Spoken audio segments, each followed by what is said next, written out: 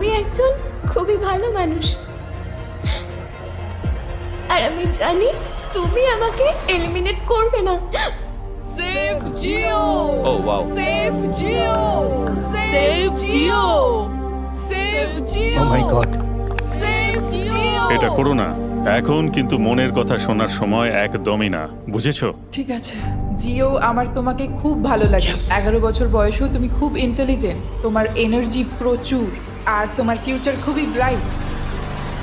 কিন্তু দুর্ভাগ্যবশত এখানে তোমার সময় শেষ। আমাকে ক্ষমা করে দিও। কোনো ব্যাপার না। প্রত্যেকে একেবারে নির্বাক হয়ে গেছিল।